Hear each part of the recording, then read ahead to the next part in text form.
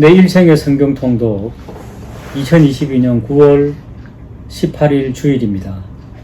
주님의 평강을 기원드리며 미가서 6장, 7장 그리고 나훔 1장, 2장을 요약하겠습니다.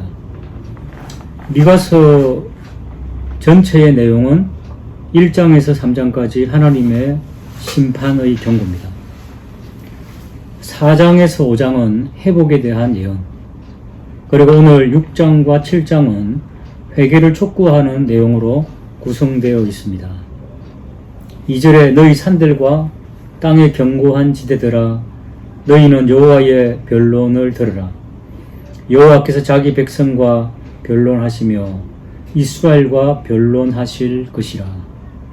8절 사람아 주께서 선한 것이 무엇임을 내게 보이셨나니 여호와께서 내게 구하시는 것은 오직 정의를 행하며 인자를 사랑하며 겸손하게 내 하나님과 함께 행하는 것이 아니냐 라고 하며 회개를 촉구하고 계십니다. 미가서 7장은 계속 회개를 촉구하며 마지막 구원에 대한 약속과 기도로 마무리합니다. 7절 오직 나는 여호와를 우러러보며 나를 구원하시는 하나님을 바라보나니 나의 하나님이 나에게 귀를 기울이시리로다. 18절에서 20절입니다. 주와 같은 신이 어디 있으리이까? 주께서는 죄악과 그 기업에 남은 자의 허물을 사유하시며 인애를 기뻐하심으로 진노를 오래 품지 아니하시나이다. 다시 우리를 불쌍히 여기셔서 우리의 죄악을 발로 밟으시고 우리의 모든 죄를 깊은 바다에 던지시리이다. 주께서 옛적에 우리 조상들에게 맹세하신 대로 야곱에게 성실을 베푸시며 아브라함에게 인애를 더하시리이다. 나훔 1장으로 넘어가도록 하겠습니다. 나훔의 내용은 니느웨의 멸망에 대한 내용이 제일 먼저 나옵니다. 하나님의 심판의 일반적인 원칙을 1장은 이렇게 서술하고 있습니다. 1절에서 3절입니다. 니느웨에 대한 경고, 곧 엘고서 사람 나훔의 묵시의 글이라. 여호와는 질투하시며 보복하시는 하나님이시니라. 여호와는 보복하시며 진노하시되 자기를 거스르는 자에게 여호와는 보복하시며 자기를 대적하는 자에게 진노를 품으시며 여호와는 노하기를 더디하시며 권능이 크시며 벌받을 자를 결코 내버려 두지 아니하시느니라. 여호와의 길은 해오리 바람과 강풍이 있는 구름은 그의 발에 티끌이로다. 하나님께서는 자비하시고 노하기를 더디하시지만은 그러나 그에게 대적하는 자에게는 분명히 보복하시는 하나님으로 나훔은 소개하고 있습니다. 그리고 15절부터 유다의 구원에 대한 내용이 등장합니다. 15절 볼지어다 아름다운 소식을 알리고 화평을 전하는 자의 발이 산 위에 있도다. 유다야 내 절기를 지키고 내 서원을 갚을지어다. 악인이 진멸되었으니 그가 다시는 내 가운데로 통행하지 아니하리로다 하시니라. 다음은 나훔 2장입니다. 1장에서 말씀드렸던 니느웨의 멸망에 대한 진행되는 장면들을 보여주고 있습니다. 1절 파괴하는 자가, 즉 니느웨를 공격하는 자가 너를 치러 올라왔나니, 즉 니느웨를 치러 올라왔나니 너는 산성을 지키며 길을 파수하며 내 허리를 견고히 묶고 내 힘을 크게 굳게 할지어다. 그럼에도 불구하고 니느웨가 짓밟히는 장면을 3절에서 8절까지는 다음과 같이 묘사하고 있습니다. 그의 용사들의 방패는 붉고 그의 무사들의 옷도 붉으며 그 항우를 버리는 날에 병거의 쇠가 번쩍이고 노송나무 창이 요동하는도다. 그 병거는 미친 듯이 거리를 달리며 대로에서 이리저리 빨리 달리니 그 모양이 횃불 같고 빠르기가 번개 같도다. 그가 그의 존귀한 자들을 생각해 내니 그들이 엎드러질 듯이 달려서 급히 성에 이르러 막을 것을 준비하도다. 강들의 수문이 열리고 왕궁이 소멸되며 정한 대로 왕후가 벌거벗은 몸으로 끌려가니 그 모든 시녀들이 가슴을 치며 비둘기같이 슬피 우는도다. 니느웨는 예로부터 물이 모인 목 같으니 이제 모두 도망하니 서라 하나 돌아보는 자가 없도다. 10절 니느웨가 공허하였고 황폐하였도다. 주민이 낙담하여 그 무릎이 서로 부딪히며 모든 허리가 아프게 되며 모든 낯이 빛을 잃도다. 이 장은 이와 같이 니느웨가 완전히 멸망하는 모습을 우리들에게 보여주고 있습니다. 하나님의 경고를 귀담아 들으시고 오늘도 주의 복된 성도로 살게 되시기를 주님의 이름으로 축복합니다. 나홉 3장, 하박국 1장에서 3장 말씀 요약해 드리겠습니다. 나홉 3장은 하나님께서 계속해서 니느웨에 대한 심판을 말씀하고 계십니다. 피의 도성이며 거짓말이 가득하고 사륙이 떠나지 않는다고 말씀하시면서 이 니느웨 성은 창녀와 같다고 말씀하고 계십니다. 네가 술 취한 사람처럼 비틀거릴 것이며 너의 모든 요새는 흔들릴 것이고 군인들은 힘없이 넘어질 것이다. 또한 아수르 왕은 잠든 자처럼 죽어 있음을 경고하며 심판의 말씀을 하고 있습니다. 이 니느웨의 잘못된 것들, 이 죄악은 고칠 수가 없고 네가 심판받고 망하는 것에 대해서 모든 사람들이 기뻐할 것이라고 말씀하고 있습니다. 하박국 1장, 하박국은 이스라엘의 심판에 대한 하나님의 이 공의로운 심판에 대해서 변론을 하고 있습니다. 그는 물론 이스라엘의 죄악을 보았습니다. 이스라엘에 하나님께서 율법을 주셨지만 율법을 지키지 않았고 율법이 해이하고 또 정의가 전혀 시행되지 못한다고 그는 고백하며 그것을 보고 있습니다. 그런데 하나님께서는 그럼에도 불구하고 이 선택된 이스라엘을 징계하시고자 하시는데 그 방식이 다른 이방 민족을 통하여 이스라엘을 심판하고자 하십니다. 그래서 하박국은 하나님 앞에서 변론하는 것이죠. 하나님, 이스라엘이 약하지만 그럼에도 불구하고 어쩌면 더 약하다고 악하다고 할 수 있는 이방 나라를 통하여 심판하는 것이 옳은 것인지 그는 하나님께 묻고 있는 것입니다. 하박국 2장은 하박국 선지자의 질문에 대한 하나님의 응답으로 시작하고 있습니다. 하나님께서는 이 심판이 당장 이루어질 것은 아니지만 반드시 심판하실 것을 말씀하고 계십니다. 하나님 분명히 이방민족을 사용하실 것이다. 그러나 이방민족이 이스라엘을 심판할 것이지만 그럼에도 불구하고 이스라엘의 백성 중에 의인은 믿음으로 말미암아 살 것을 말씀하고 있습니다. 자기의 이웃을 속이고 또 자기의 이웃을 치는 자들에게 화가 있을 것이며 이스라엘 백성 중에 우상을 섬기는 자들도 심판당할 것을 분명하게 말씀하고 계십니다. 심판 가운데 하나님의 능력은 드러날 것이며 또한 하나님은 모든 민족을 심판하시는 공의로운 분이시기에 여호와 앞에서 모든 민족이 잠잠할 것을 다시 말씀하고 계십니다. 하박국 3장은 이 하나님의 말씀에 대한 하박국의 기도입니다. 하나님의 심판의 말씀 가운데 그는 놀라고 있으며 진노 중에도 긍휼하심을 잊지 않으실 것을 구하고 있습니다. 하나님의 크신 능력 가운데 그는 땅이 갈라지고 바다가 소리를 지르며 물결이 높이 솟아오른다고 이렇게 묘사하면서 하나님의 능력, 그분의 심판이 얼마나 무서운가를 말씀하고 있습니다. 그는 온 세상을 심판하시는 분이십니다. 하박국은 이 하나님의 심판의 말씀을 듣고 두려움 가운데 떨며 하나님 앞에 나아오고 있습니다. 그러나 그는 마지막에 이스라엘에 대한 긍휼하심을 기대하고 있기 때문에 이렇게 고백합니다.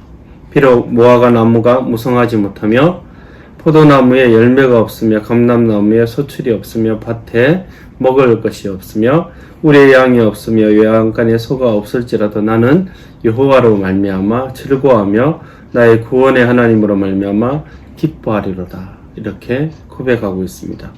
고난 가운데서도 하나님께서 이스라엘을 향한 긍휼을 분명히 베푸실 것을 알고 있는 것입니다. 이상 나업소와 하박국 말씀 요약 마치도록 하겠습니다. 9월 20일 성경 통독 본문은 스바냐 1장에서 3장 그리고 학계 1장입니다. 먼저 스바냐 1장은 전 우주적 종말론적인 심판인 여호와의 날에 심판이 필히 임할 것을 선포하면서 범죄한 남유다에 대한 심판 예언을 전하고 있습니다. 먼저 1절은 일반적인 머리말에 해당하는 부분으로 저자와 신적 기원 및 본서가 기록될 당시의 시대적 배경을 말하고 있습니다. 이어 2절에서 3절은 여호와의 날에 임한 남유다 및 열방에 대한 하나님의 심판에 대해 언급하는데 세상 끝날 종말 시에 있을 그 하나님의 우주적 심판을 선포하고 있습니다. 끝으로 4절에서 18절은 범죄한 남유다에 대하여 여호와의 날에 하나님의 공의의 심판이 엄중하게 임할 것을 선포하고 있습니다. 분명히 우리에게도 임할 종말을 우리는 생각하며 주어진 삶 속에서 언제나 주님과 동행하여 하나님 나라에 임할 그 날을 소망하는 주님의 백성들이 되시길 간절히 소망합니다. 2장은 만민을 향한 회개 촉구와 열방에 대한 심판 예언을 전하고 있습니다. 전반부로 1절에서 3절은 남유다에 대해 심판 예언과 열방에 대한 심판 예언 사이에 언급된 일종의 삽입구로 선민 이스라엘은 물론 세계 만민을 향한 스바냐 선지자의 회개 촉구를 전하고 있습니다. 후반부인 4절에서 15절은 유다 주변 열방에 대한 하나님의 심판이 예언되는데 언급된 나라는 블레셋과 모압과 암몬, 구스와 아수르 등 5나라로 남유다의 동서남북에 각기 위치하여 전 세계 열방을 대표하는 나라들입니다.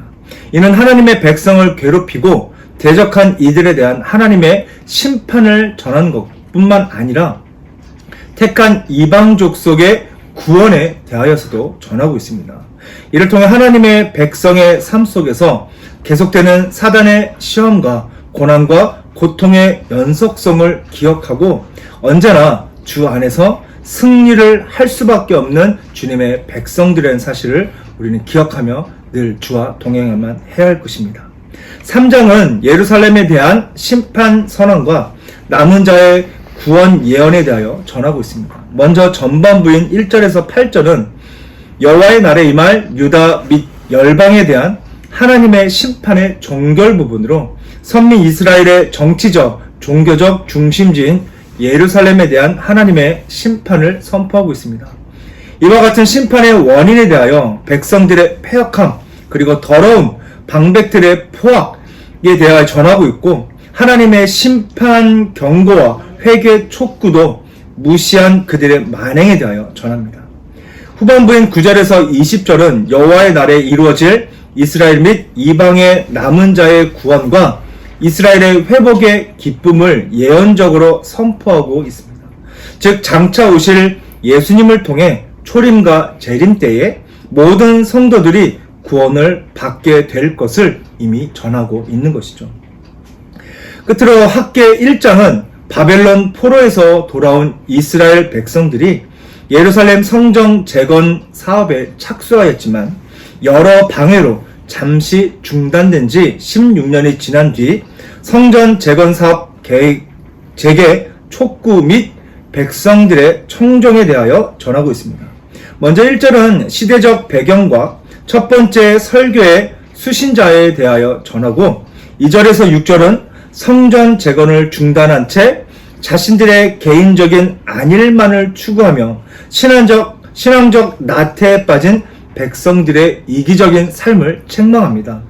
이어서 7절에서 12절은 앞서 전한 그들의 만행으로 여러 가지 각종 재해를 당하고 있기에 속히 예루살렘 성전 재건에 전력을 다할 것을 전하고 있습니다. 끝으로 12절에서 15절은 학계의 권면으로 유다 총독 수룹바벨과 대제사장 여호수아를 비롯한 모든 백성들이 한마음으로 성전 재건 사업을 재개한 사실과 그 역사적 사건이 있었던 연대를 전하고 있습니다. 그러므로 우리의 삶의 최우선 순위를 오직 하나님께 맞추어 다른 그 무엇에도 한눈 팔지 않고 오직 주님의 나라와 그의 뜻을 위해 살아가는 주님의 거룩한 백성들로 살아가시길 간절히 축복합니다. 오늘 읽으실 말씀은 학계 2장에서 스가랴 1장에서 3장 말씀입니다. 학계 2장에서 하나님의 명령을 들은 이스라엘 백성들은 성전 재건을 시작합니다. 그러나 공사를 시작한 지 한 달이 채 못 되어 공사는 또다시 중단되었습니다. 그것은 이 성전의 위세가 솔로몬의 성전과 비교도 안 될 만큼 초라했기 때문입니다. 그러나 하나님은 또다시 학계를 통하여 비록 지금 짓고 있는 성전만큼은 못하지만 하나님의 영광은 더 크게 빛날 수 있음을 보여주면서 계속 재건해 나가라는 메시지를 주십니다. 학계가 전하고 있는 메시지의 핵심은 하나님의 은혜를 받는 방법이 어떤 외형적 조건에 있는 것이 아니라 하나님을 의지하는 진실한 마음에 있으므로, 믿음에 있으므로 낙심치 말고 실망치 말고 계속 성전을 재건해 나가라는 데 있습니다. 스가랴 1장에서는 하나님의 말씀이 스가랴에 임하셔서 이스라엘 백성들에게 회개를 촉구하십니다. 스가랴는 바벨론에서 돌아올 백성들이 아직 회개를 깨끗이 하지 못했기에 그들의 조상들이 받았던 벌을 다시는 받지 말 것을 권면합니다. 스가랴는 곧이어서 하나님으로부터 8가지 이상을 보게 되는데 그중 첫 번째 이상이 본장에 나타납니다. 말탄 자들의 이상을 본 스가랴에게 하나님은 이들이 땅에 보내신 사자로서 이들로 인해 땅에 평안을 만들 것이라고 설명하십니다. 주의 사자들은 여호와 하나님 앞에서 예루살렘을 위하여 간구하는데 하나님은 이 기도에 응답하셔서 예루살렘 성읍의 회복을 약속하십니다. 이후에 두 번째 이상을 보는데 내 뿔과 내 농장입니다. 이 뿔들은 유다를 해친 뿔임을 알게 됩니다. 이 장에서는 스가랴에게 세 번째 이상이 나타납니다. 청량줄 잡은 자의 계시로서 이는 예루살렘이 왕성할 것을 보여줍니다. 그 후에 환상을 설명함으로써 예루살렘의 복구와 그의 안정과 명예에 대한 예견을 제시하고 있습니다. 그 해석은 아직 바벨론에 머물러 있던 유대인들에게 훈계하여 그들을 재촉하고 고향으로 돌아오는 길을 서두르게 하는 것입니다. 또한 그 이상을 해석함으로 돌아온 자들에게 위안을 주고 그들이 겪어야 할 많은 곤란들과 어려움들을 알려줍니다. 그리고 하나님을 규정하거나 그를 제한하지 않고 인내심을 가지고 하나님을 섬기는 모두에게 영적 이스라엘, 곧 복음을 믿는 자들이 각국에서 하나님의 백성과 합류하여 천국 운동이 크게 전개될 것을 예언합니다. 전장의 이상은 유다 민족의 권세와 재건에 대한 확신을 주었고 그 약속이 그리스도 안에서 이루어졌습니다. 이제 3장도 교회의 권세를 취급하는데 다시금 훌륭한 모습으로 변모될 것을 확신시킵니다. 여호수아와 관련된 이상이 언급되어 있습니다. 그는 그의 시대의 교회의 대표자입니다. 그는 사단에 의해 고소되지만 그리스도에 의해 건져집니다.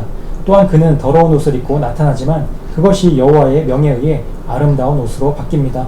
그리고 그는 스스로 잘 처신하면 그의 직임이 확고히 세워지리라는 확신을 줍니다. 한편 순이라고 불리는 그리스도에 관련된 예언이 나타납니다. 그는 착수하는 일이 무엇이든 완수할 수 있는 능력을 힘입을 것이며 그것을 승리로 이끌어 그로 인해 우리가 용서와 평화를 누릴 것입니다. 안녕하십니까. 반갑습니다. 오늘 성경 통독 범위는 스가랴 4장부터 7장이 되겠습니다. 스가랴는 오늘 또 계속해서 유대 백성들을 책망하며 그들로 성전 재건을 완수하도록 격려하는 의미로서 점점 진행시키고 있습니다. 스가랴의 사역은 유대 민족이 바벨론 포로에서 회복된 후에 시작되지요. 이렇게 정리하면서 먼저 4장 살펴보도록 하겠습니다. 1절부터 14절입니다. 스가랴는 5번째 환상을 봅니다. 이 환상의 의미는 유대 민족이 신앙적인 근원을 상기시키면서 성전을 재건하도록 격려함에 있습니다. 순금 등잔대와 두 감람나무에 대한 해석을 한번 해보겠습니다. 이 환상은 풍부한 기름통으로 사용되는 큰 그릇 주변에 늘어선 7 등대를 의미하며 등잔을 위한 7 관들은 그릇으로부터 등대로 기름을 넣는 것입니다. 그릇은 기름의 풍성한 공급을 나타내고 성령을 통한 하나님의 권능의 충만함을 상징합니다. 7절의 큰 산은 큰 장애물을 의미합니다. 11절의 두 감람나무, 기름 부은 자, 이 둘은 다윗 왕가 출신의 스룹바벨과 제사장 여호수아를 가리킵니다. 참고로 스룹바벨은 성전 재건 공사가 시작될 때까지 유다의 총독이었습니다. 5장입니다. 6번째의 환상입니다. 1절부터 4절, 날아가는 두루마리의 환상입니다. 이 환상의 의미는 율법을 범하는 자들을 그들이 범한 율법에 의해 정죄함을 받고 죄인들은 그 땅에서 쫓겨날 것임을 의미합니다. 5절부터 11절입니다. 7번째의 환상입니다. 에바속의 여인의 환상입니다. 이 환상의 의미는 백성들의 악이 여인으로 인격화된 것입니다. 에바는 곡식의 양을 재는 도구로, 즉 상거래의 죄악을 암시합니다. 그 에바를 신할 땅, 즉 바벨론으로 옮겨갑니다. 이스라엘 백성이 장차 바벨론의 포로가 될 것을 의미합니다. 6장입니다. 마지막 8번째 환상입니다. 네 병거와 새 순의 환상입니다. 1절부터 8절에 보면 앞장에서 이스라엘의 죄악을 바벨론, 곧 신할 땅으로 옮기시고 나서 다시 성전을 재건하십니다. 네 병거는 하나님의 명령을 집행하는 천사들을 의미합니다. 새 수는 장차 있을 이스라엘의 회복을 의미합니다. 어린 싹이 점점 자라나서 엄청난 가지가 되어 성전을 재건한다는 것을 의미합니다. 이때의 성전은 스룹바벨 성전이 아닌 신약의 예수 그리스도로 인하여 교회가 세워질 것을 예언한 것입니다. 9절에서 15절은 면류관을 여호수아의 머리에 씌우는 내용이 나열되어 있습니다. 대제사장들과 다윗 왕조의 정권에 관한 것입니다. 7장입니다. 1절부터 7절, 금식보다 청종, 즉 순종을 원한다는 내용이 되겠습니다.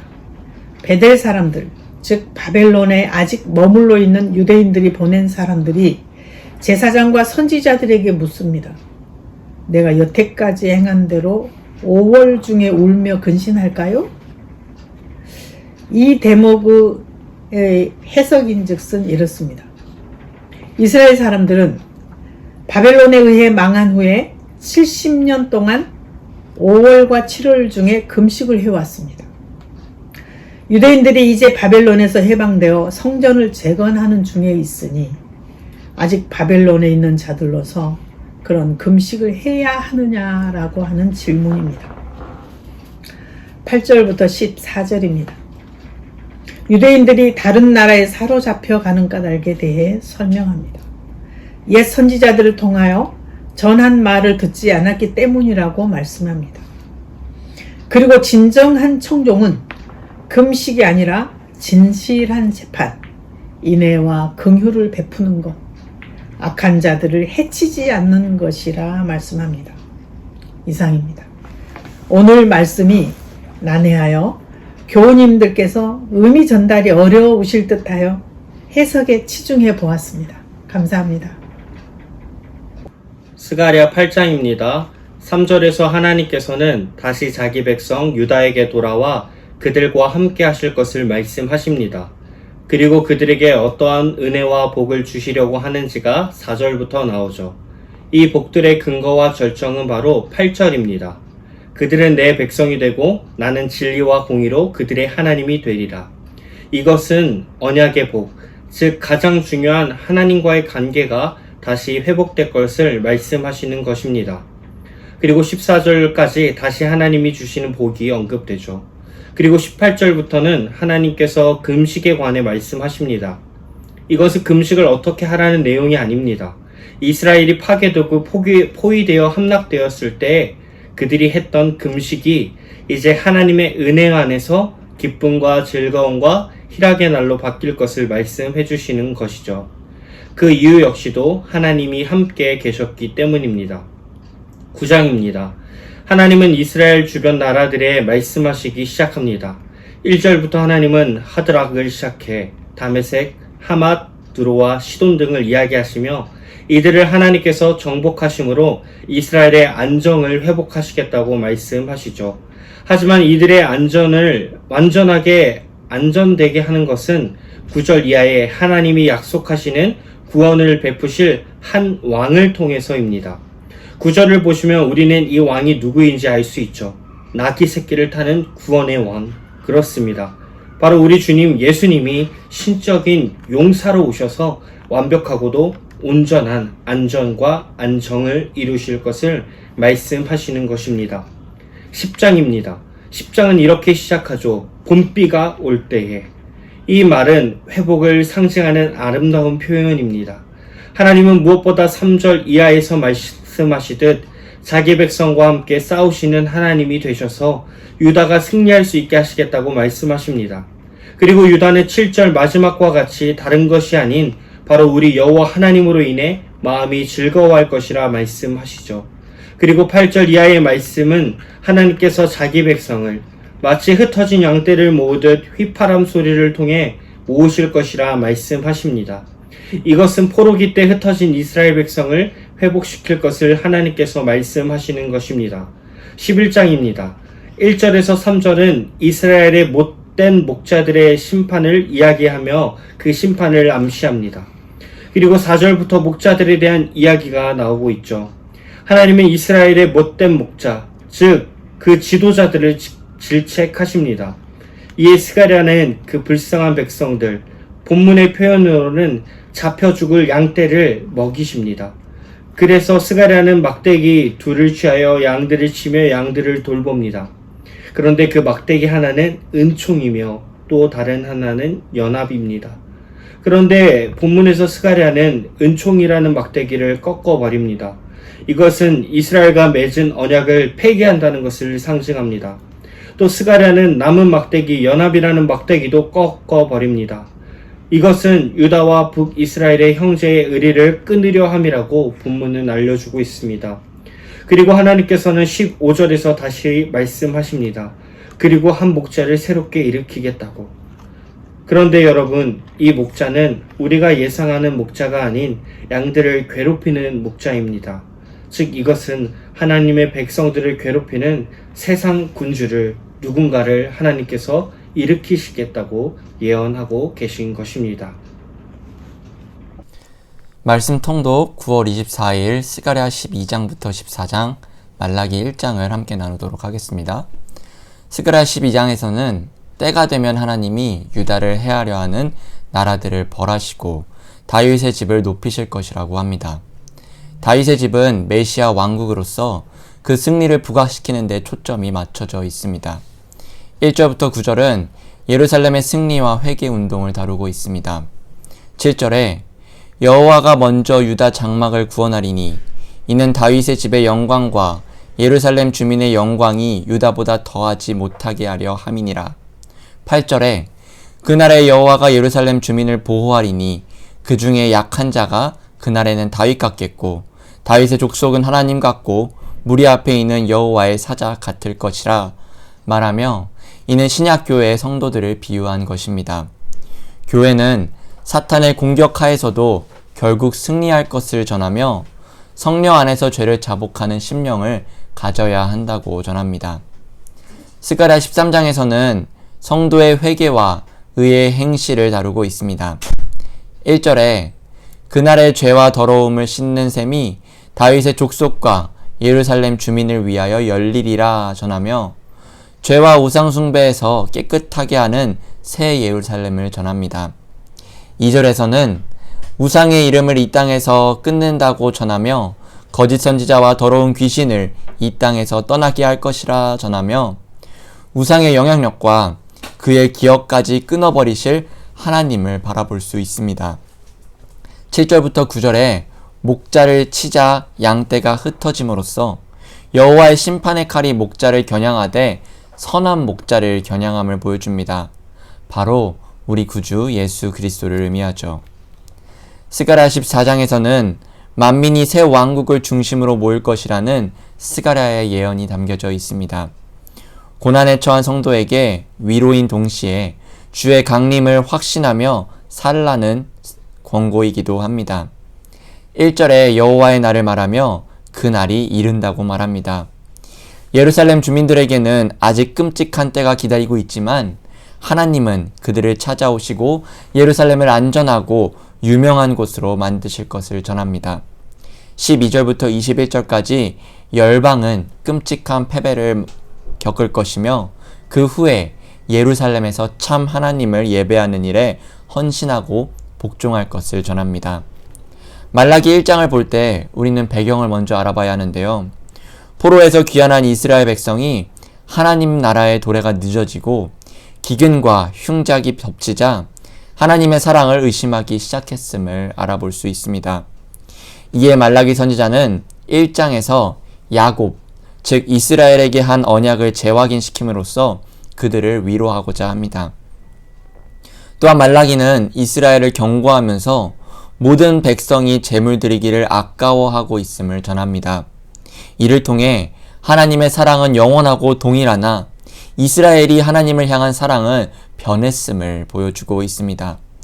내일의 예배를 준비하시며 우리도 이스라엘의 마음이 아닌 정말 하나님을 향한 오직 하나님께 바라는 마음으로 하나님만을 사랑하는 모든 성도님들 되시기를 바랍니다.